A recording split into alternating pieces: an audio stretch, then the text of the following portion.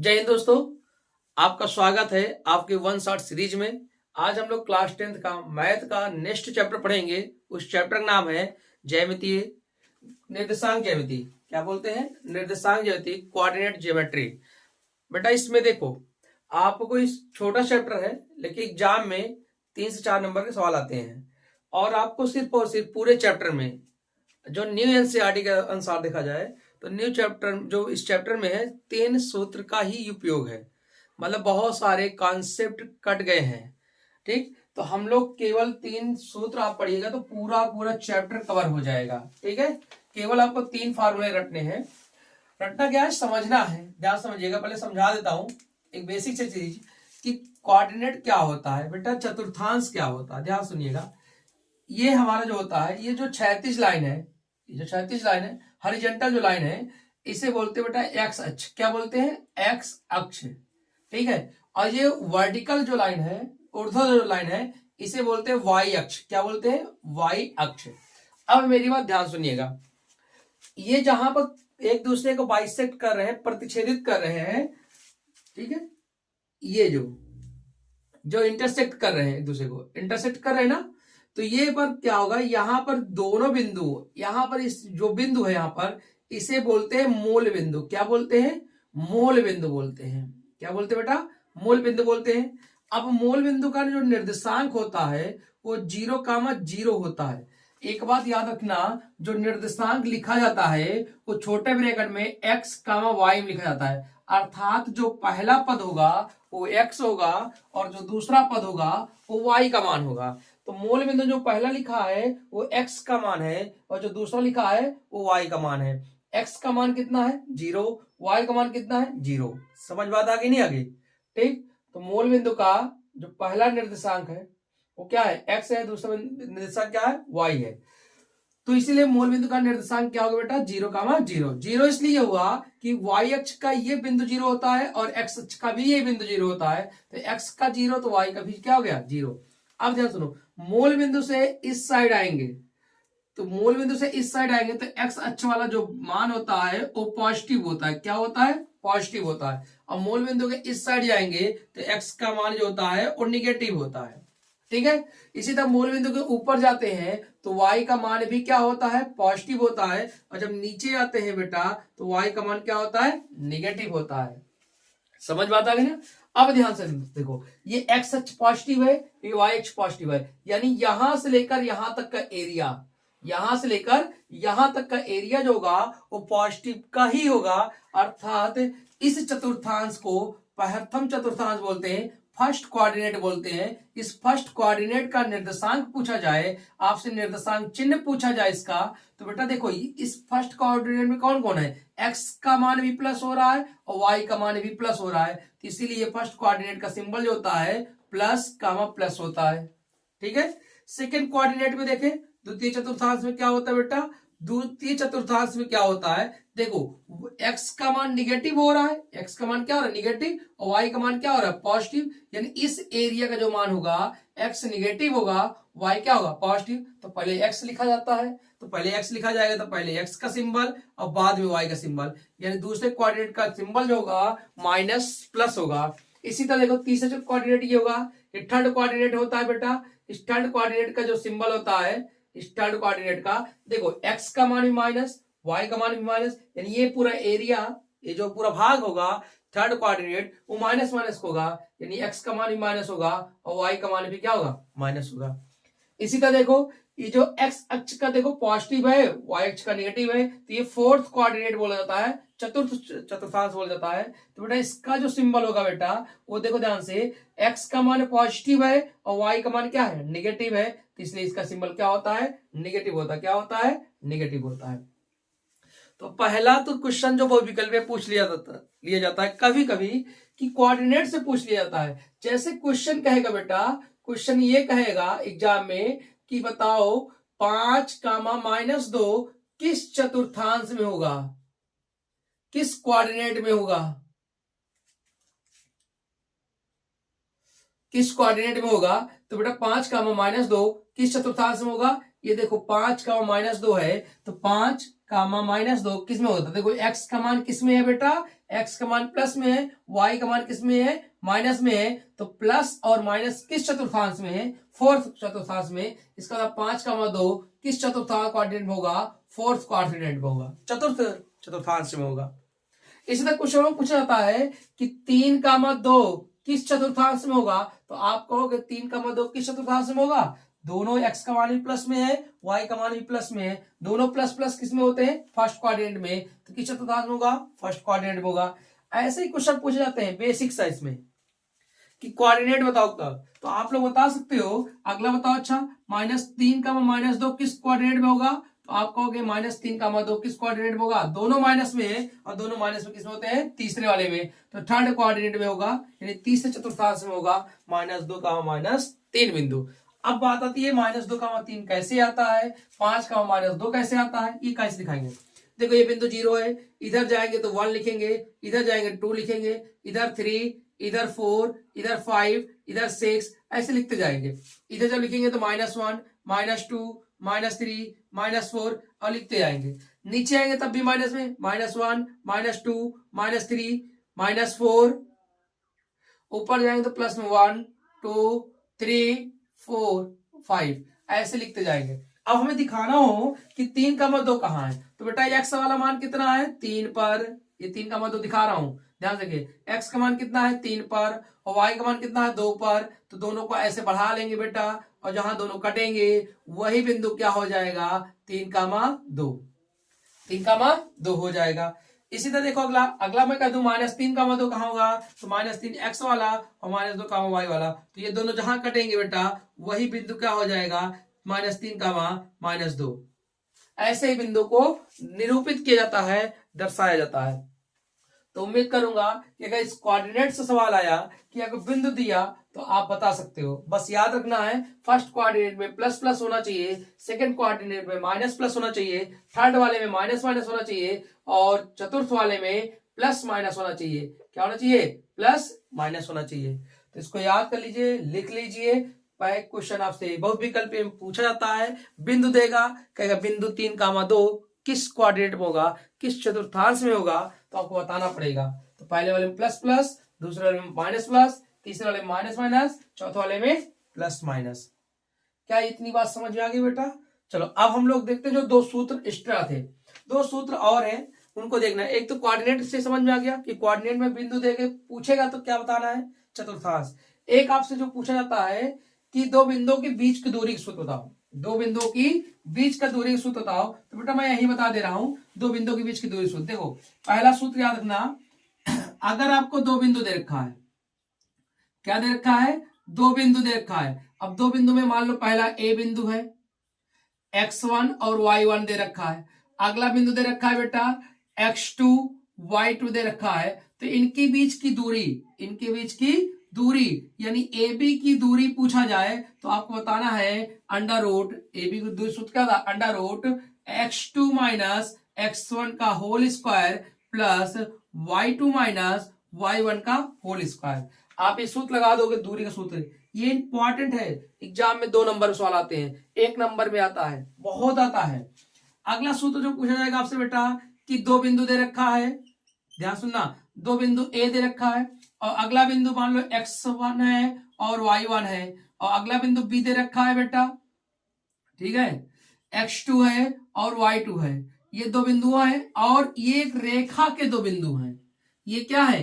रेखा के 2 बिंदु है, ए और बी, और इनको किसी एक बिंदु पर क्या किया जाता है? अंतर विभाजित किया जाता है। तो उसका निर्देशांक x, y मान लेते हैं, और ये जो विभाजित होता है m1 अनुपात m2 में विभाजित होता है। तो पूछा जाता है जिस बिंदु पर ये विभाजन कर रहा है उस बिंदु के विभाजन का निर्देशांक बताइए, अर्थात इस x, y का निर्देशांक बताना है। तो बेटा जब 2 बिंदु दिए हो, ठीक है, और m1 यानी अनुपात दे रखा हो, क्या m1 अनुपात m2 दे रखा हो, 3 चीज दिया रहेगा, 2 बिंदु दिया रहेगा बेटा, और क्या दिया रहेगा? m1 अनुपात m2 दिया रहेगा। तब हम लोग कौन सा सूत्र लगाएंगे? तब हम विभाजन का सूत्र लगाएंगे। कौन सा लगाएंगे? विभाजन का सूत्र लगाएंगे। मैं यहां लिख देता हूं विभाजन का सूत्र। 2 बिंदु दिया रहेंगे और m1 अनुपात m2 दिया रहेगा, तब विभाजन का सूत्र लगाएंगे। और आपके यहाँ केवल अंतर विभाजन है, ठीक है, विभाजन का सूत्र क्या होता है बेटा, आपको याद रखना है, एक्स कामा वाई कैसे निकालेंगे, बराबर होता है बेटा m2x m1 x2 plus m2 x1 अपान m1 प्लस m2। देखो कैसे रखे, m1 लिखेंगे 2 लिखेंगे, m1 के साथ 2 आएगा x2, m2 के साथ 1 आएगा, फिर नीचे m1 m2 हो जाएगा। फिर आगे देखो y के साथ इसे लिखेंगे m1 y2 plus m2 y1 अपान m1 प्लस m2। ये क्या हुआ, इसका सूत्र हुआ किसका बेटा, जब दो बिंदु दिए रहेंगे और उनके बीच के विभाजन का अनुपात दिया रहेगा। अब इसी कह देगा कि m1 अनुपात m2 जो है वो मध्य बिंदु का विभाजन है, मध्य सम विभाजित करते हैं, बराबर हो जाएगा। अर्थात जब इसमें हम m1 बराबर m2 रख देंगे तो बेटा एक्स वाई का जो सूत्र बनेगा वो बन जाएगा x2 प्लस x1 अपान 2 कामा y2 प्लस y1 अपान 2।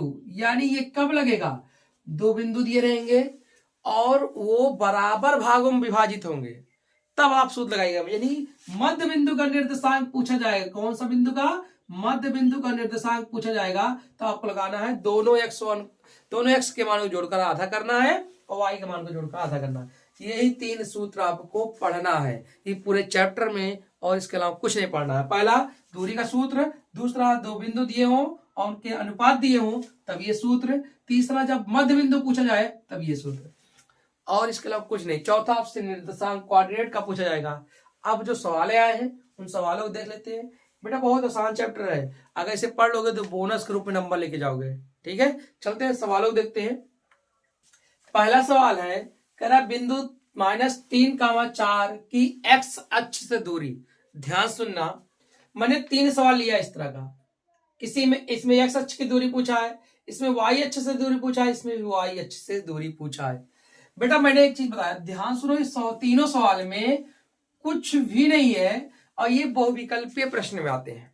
मेरी बात ध्यान सुनना, जिस अक्ष, अगर मैं पूछूं इसमें एक्स वाला मान कितना है, आप सब बताओ, एक्स का मान कितना है, इसमें पहले सवाल में -3 है, वाई का मान कितना है 4 है, इसमें एक्स का मान कितना है, दूसरे वाले में 5 है, वाई का मान कितना है 9 है, तीसरे वाले में एक्स का मान 3 है और वाई का मान 4 है। ये सबको पता हो गया, मैंने बता रखा है कि पहला वाला नंबर जो लिखा जाता है एक्स का है और दूसरा वाला क्या है, वाई का है।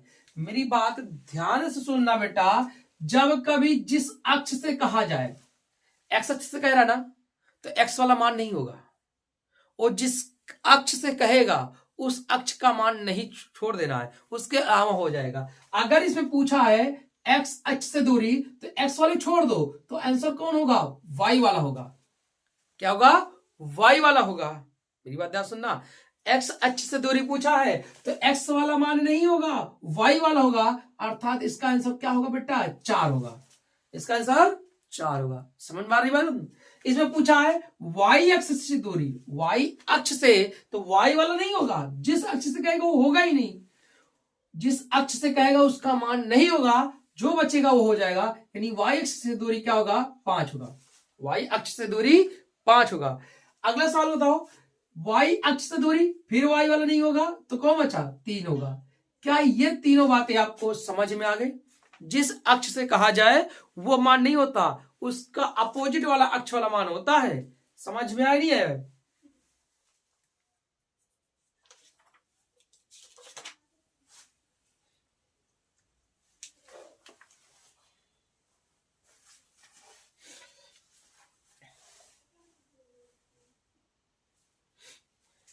ठीक है बेटा, कितना आसान कॉन्सेप्ट है कि बिंदु दिया रहेगा, और ये बहुविकल्प में आते हैं, एक नंबर में बिंदु दिया रहेगा, किसी एक अक्ष से पूछा जाएगा, जिस अक्ष से पूछा जाए वो मान नहीं होगा, उसको काट देंगे और जो बचेगा वो हमारा आंसर होगा। ये बात समझ में आ गई? अब देखो अगला सवाल, ध्यान सुनना। चौथा सवाल भी एक प्रकार का, ध्यान सुनो, मैंने हर टाइप के सवाल लिए जो एग्जाम में आते हैं, एक एक दो सवाल, हर टाइप सवाल लिए। अगर इन्हीं सवालों समझ गए, केवल अंक बदल सकता है, कॉन्सेप्ट एक ही रहेगा, अंक बदलेगा बस खाली। बिंदु दिया है 3,4 की मूल बिंदु से दूरी, एक तो दो बिंदुओं के बीच की दूरी पूछेगा, 2 सवाल लिया हो।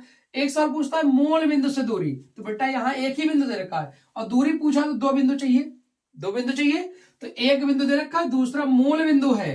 तो चौथा सवाल मैं सॉल्व कर रहा हूं, ध्यान से देखना कि एक बिंदु दे रखा है बेटा क्या, 3, 4 और एक बिंदु दे रखा है मूल बिंदु, और मूल बिंदु का निर्देशांक क्या होता है 0, 0। मैंने पहले बता रखा है कि मूल बिंदु का निर्देशांक क्या होता है बेटा 0, 0 होता है मूल बिंदु का निर्देशांक।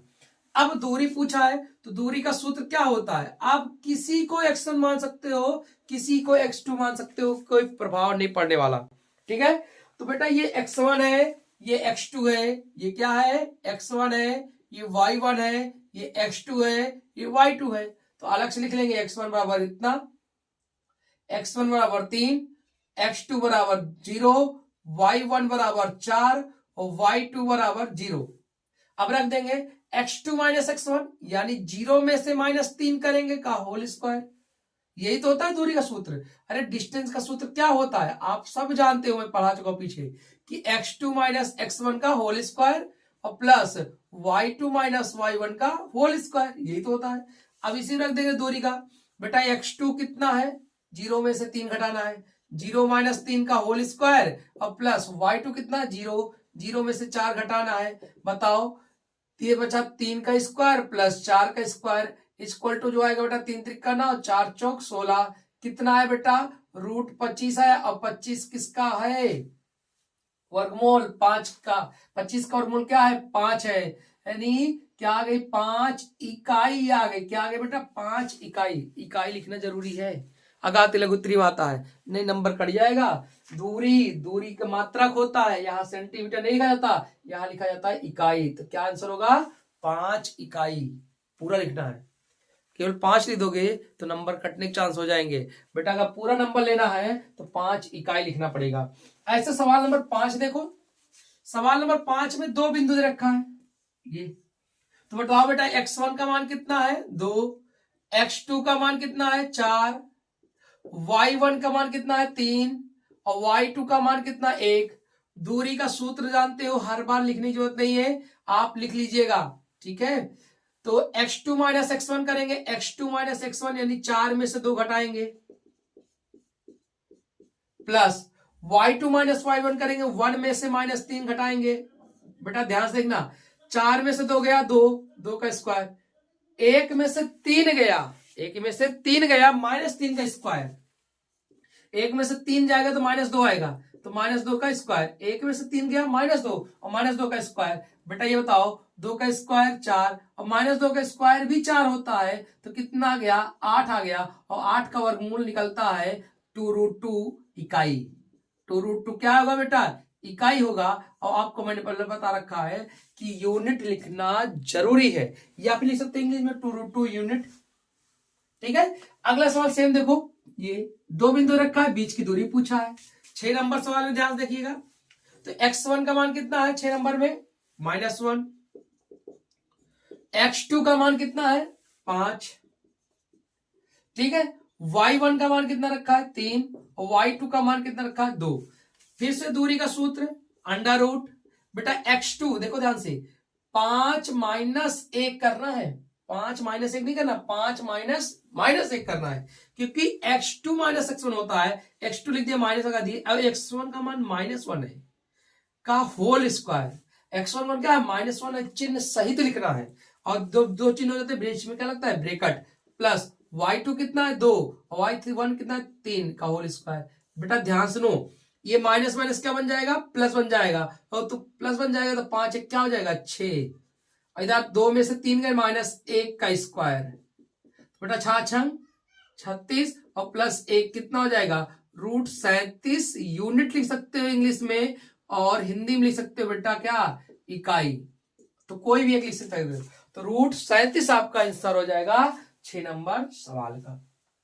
समझ में आया क्या, ये 6 नंबर सवाल तक समझ में आ गए। पहला आपको कोई 3 बिंदु दिया रहेगा, किसी अक्ष से पूछा जाएगा, जिस अक्ष का नाम लेगा उसका मान छोड़कर दूसरा वाला आंसर होगा। 2 बिंदु दिया है, बीच की दूरी पूछेगा तो दूरी का हम लोग सूत्र लगा देंगे। ये तीनों सवाल एक पे हमने लिया था। अब देखो एक सवाल उल्टा आ जाता है, सवाल नंबर 7 उल्टा है। उल्टा कैसे है, P बिंदु रखा है, Q बिंदु रखा है, और इन दोनों बिंदुओं में किसी एक का मान गायब है Y, और इनके बीच की दूरी दे रखा है 10, यानी D का मान दे रखा है, और इनमें से कोई एक गायब कर दिया है, कोई एक क्या कर दिया, गायब कर दिया है। 7वां नंबर सवाल है, ध्यान रखिएगा ध्यान से। 7 नंबर सवाल कह रहा है पी बिंदु, तो पी में x1 का मान कितना है 2 और x2 का मान कितना है 10, y1 का मान कितना है पी बिंदु में -3 और y2 का मान कितना रखा है, y ही रखा है। और पीछे की दूरी का सूत्र दे रखा है कितना 10, दिया नहीं दिया। अब बताओ दूरी का बराबर क्या होता है बेटा, अगर मैं इस देखो ये दूरी का सूत्र है हमारा, ध्यान से देखना, ये दूरी का सूत्र है। अगर वर्ग कर दो तो दोनों पक्षों में वर्ग करने पर रूट हट जाएगा, तो हम लिख सकते हैं दूरी का एक सूत्र d² बराबर x2 माइनस x1 का whole square plus y2 minus y1 का होल स्क्वायर। अब t का मान दे रखा है बेटा 10, 10 का स्क्वायर बराबर x2 माइनस x1 यानी 10 माइनस 2 का होल स्क्वायर अब प्लस y2 y माइनस, देखो माइनस में -3 करना है का होल स्क्वायर। आगे देखिए इसके 10 का स्क्वायर 100 बेटा, ये 8 10 में से 2 गए 8, 8 का स्क्वायर कितना 64 और इधर देखो घटाना नहीं है, ये y प्लस 3 का होल स्क्वायर हो जाएगा। अब 64 माइनस हो जाएगा बेटा, तो 100 minus 64 equal to y plus 3 का होल स्क्वायर। बेटा आगे देखना इसके 64 में से 100 में से 64 जाएगा 36 हो गया और इधर y प्लस 3 लिखेंगे, स्क्वायर हटाएंगे तो रूट चढ़ जाएगा। तो बेटा आप बताओ y प्लस 3 बराबर कितना आया 6 आया, तो y बराबर 6 माइनस 3 इक्वल टू कितना आ गया 3 आ गया, यानी y का मान कितना आया 3 आया। सोचो ये सवाल आपके 2 नंबर में आते हैं, कुछ है नहीं। मैंने x1 लिखा x2 लिखा y1 लिखा y2 लिखा, दूरी का दिया 10 तो दूरी का सूत्र लगा दिया, d² कर दिया, दोनों पक्षों में क्या हो गया रूट हट गया, तो d² x2 माइनस x1 का whole square y2 minus y1 का होल स्क्वायर। बेटा x2 का मान कितना है 10, x1 का मान 2 है, 10 माइनस 2 का होल स्क्वायर, y2 का मान 2 y है, y1 का मान -3 है तो माइनस ब्रैकेट में हो जाएगा, और d का मान 10, 10 का स्क्वायर 10 का स्क्वायर 100 हो जाएगा, 10 में से 2 गए 8, 8 का स्क्वायर 64 हो जाएगा बेटा। अब देखो यहाँ y प्लस हो जाएगा स्क्वायर, 64 इधर प्लस में उधर क्या हो जाएगा माइनस में हो जाएगा बेटा, y प्लस 3 का होल स्क्वायर हो जाएगा, 100 में से 64 जाएगा 36 हो जाएगा, स्क्वायर इधर से हटेगा तो रूट चढ़ जाएगा बेटा, और रूट चढ़ेगा तो y प्लस 3 बचेगा, y प्लस 3 बराबर 6 आ जाएगा, तो y बराबर 6 माइनस 3 बराबर 3 आ जाएगा। समझ में आया, ये 7 सवाल है, बहुत इजी सवाल है, ठीक है, आप इनका स्क्रीनशॉट ले सकते हो। अब इसके बाद हम लोग सवाल नंबर 8, 9 और 10 देखते हैं। 8, 9, 10 एक जैसे हैं, इनको अच्छे से देखते हैं, ठीक है, ध्यान समझिएगा। ये सवाल जो आपके आते हैं 4 नंबर में आते हैं, ठीक है बेटा। अब सवाल नंबर 8 देखते हैं। सवाल नंबर 8 क्या करें, ध्यान समझिएगा और सवाल अच्छी है। कह रहा है बिंदु दे रखा है, 2 बिंदु है बेटा, को मिलाने वाले रेखाखंड के अंतः रूप से 1:2 में विभाजित करने वाला बिंदु ज्ञात करना। याद करो मैंने कहा था 2 बिंदु दिया है और m1:m2 दे रखा है, तो उस बिंदु को अर्थात xy का सूत्र लगाएगा। क्या क्या दिया पहले लिख लेते हैं। x1 का मान कितना है 7 है, x2 का मान कितना है 3 है, और y1 का मान कितना है -6 है, y2 का मान कितना है बेटा 4 है। x1 x2 y1 y2 आगे, और अनुपात जो है वो m1 का मान 1 है और m2 का मान कितना है 2 है। तो हमें बेटा x का मान y निकालना है। हम लोग सूत्र अच्छी तरह जानते हैं, क्या जानते हैं, m2 है सॉरी m1 है पहले, तो 1 के साथ क्या आता है 2 और प्लस 2 के साथ 1 आता है, अपॉन m1 प्लस m2 हो जाएगा, कामा फिर से m1 के साथ 2 आएगा और 2 के साथ 1 आएगा, अपॉन m1 प्लस क्या हो जाएगा m2। बस इसी पर रखना सूत्र पर, इसी सूत्र पर रख देना है। तो बेटा m1 का मान 1, x2 का मान 3 प्लस m2 का मान 2, x1 का मान 7 बटे 1 प्लस 2। आगे देखो m1 का मान 1, m2 का मान 4 प्लस m2 का मान 2, y1 का मान -6 बटे 1 प्लस 2।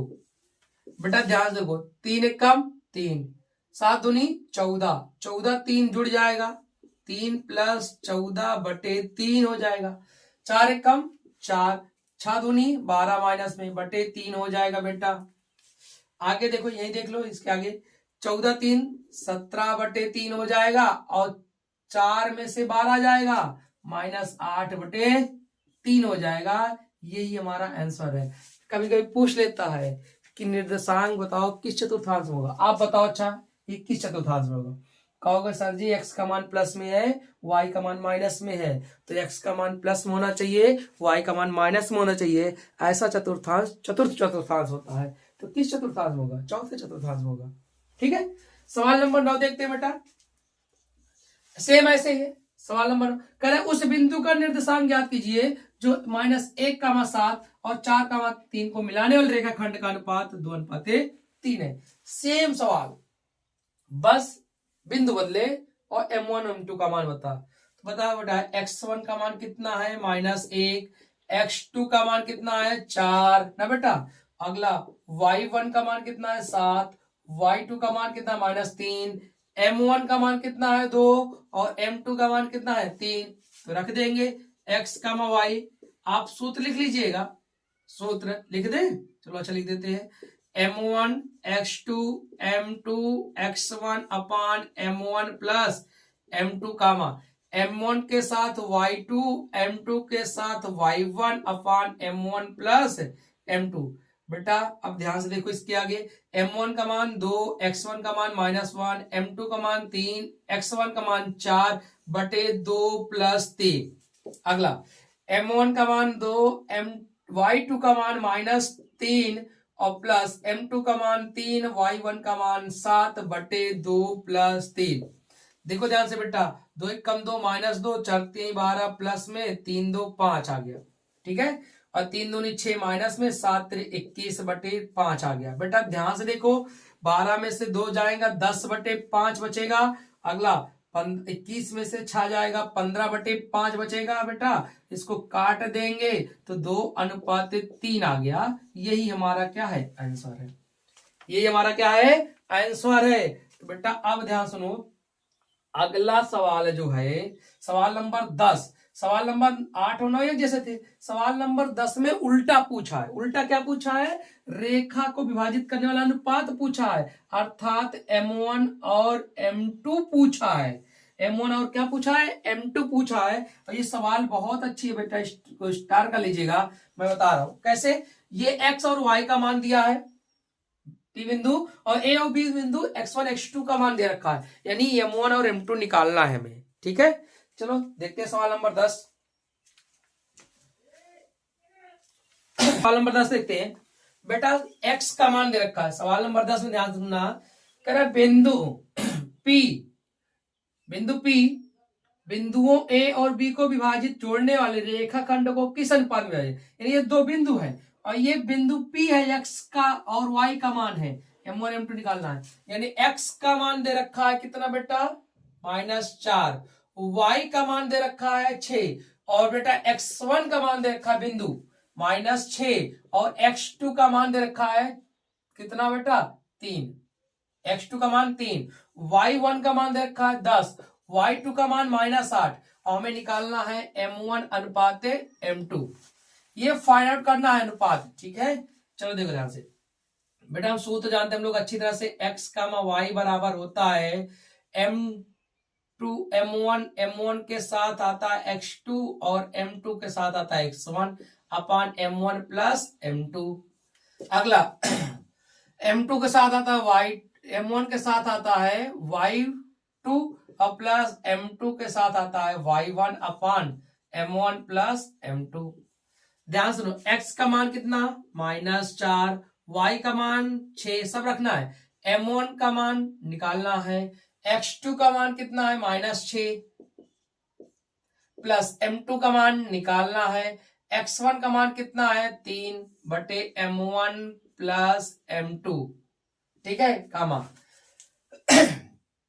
m1 का मान निकालना है, y2 का मान -8 है और प्लस m2 का मान निकालना है, y1 का मान 10 है बटे m1 प्लस m2। बेटा अब इसके आगे सुनो, ये पूरा मान इसके बराबर x वाले के बराबर और ये पूरा मान y वाले निर्देशांक बराबर, अर्थात यहां से लिखेंगे तुलना करने पर। जैसे तुलना करेंगे बेटा, पहला पहले के बराबर कर लो, दूसरा दूसरे बराबर कर लो, किसी एक को करोगे m1 अनुपात m2 आ जाएगा। चलो इसमें देख लेते हैं। पहला पहले बराबर -4 बराबर होगा, गुणा कर लेते हैं, -6m1 plus 3m2 upon m1 plus m2। Cross multiply -4m1 -4m2 बराबर -6m1 प्लस 3m2। बेटा m1 इधर आ जाए, m2 इधर भेज दो, इधर आएगा तो -4m1 प्लस 6m1 बराबर 3m2 प्लस 4m2, क्योंकि माइनस इधर प्लस हो जाएगा, ये घटेगा तो 2m1 बराबर 4 3 7m2 हो जाएगा। तो m1 अनुपाते m2 बराबर आ जाएगा 7/2, अर्थात m1 अनुपाते m2 बराबर 7/2 आ गया। यही हमारा क्या है बेटा, आंसर है। और उम्मीद करूंगा ये सवाल आपको अच्छे से समझ में आया होगा। और ये सवाल 4 नंबर में आते हैं। कितने नंबर में आते हैं? 4 नंबर में। तो बेटा उम्मीद करूंगा, मुझे विश्वास है, आशा है कि आपको ये 10 सवाल समझाया। इन्हीं 10 सवालों में से बोर्ड एग्जाम में आपको सवाल देखने को मिलेगा। अगर वीडियो अच्छा लगा हो तो लाइक शेयर कर दीजिएगा, और वीडियो को कई बार देखो, बार बार देखो, जितनी बार देख सको। ठीक है बेटा, मिलते हैं नेक्स्ट वीडियो में एक नए चैप्टर के साथ। तब तक के लिए थैंक यू, धन्यवाद, बाय बाय, टेक केयर।